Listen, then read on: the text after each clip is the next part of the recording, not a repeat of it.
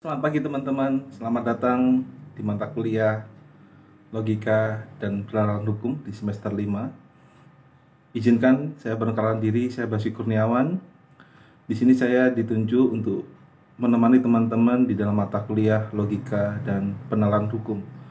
Di dalam mata kuliah ini teman-teman kita akan pelajari bagaimana seorang mahasiswa tersebut, khususnya sarjana hukum, bisa untuk membuat legal opinion, baik dalam konsep civil law ataupun common law system di sini. Karena antara civil law dan common law system itu yang saling terhubung satu sama lain, maka kemudian di awal perkuliahan logika dan penerapan hukum ini kita akan pelajari tentang natural law, kemudian kita pelajari positivisme hukum. Setelah itu kita bagaimana mengetahui bagaimana metodologi ilmu hukum.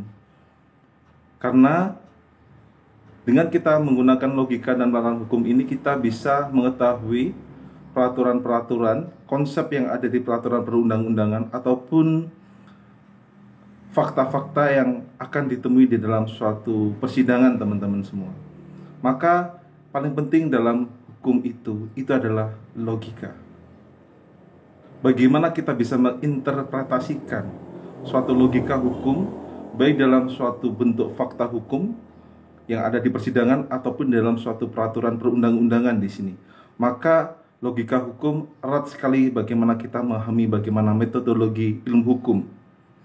Maka setelah kita bisa mempelajari mata kuliah logika dan penerapan hukum ini, diharapkan nanti di akhir mata kuliah tersebut kita mempunyai alat bantu, baik itu hermeneutika hukum, kemudian ratio decidendi, kemudian kita adalah penalaran literatif maupun proposif. Kita pelajari di akhir pertemuan kita teman-teman semua di mata kuliah ini. Dan paling penting adalah bagaimana dalam mata kuliah ini kita bersama-sama belajar. Saya pun belajar bersama teman-teman untuk bisa membuat legal opinion atau pendapat hukum. Bagaimana kita bisa menemukan baik itu dalam hukum perdata, pidana maupun hukum tata negara, kita bisa membuat logika hukum atau legal opinion di sini. Itu teman-teman yang sebagai bentuk pertemuan kita, teman-teman bisa langsung berkomunikasi saya dengan berbagai platform media dan harapannya kita sama-sama belajar.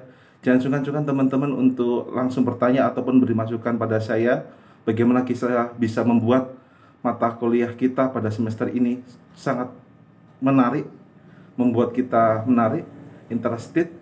Silakan teman-teman apabila pendapat bisa langsung berkomunikasi dengan saya. Dan terima kasih teman-teman sudah mendengarkan, and see you next time.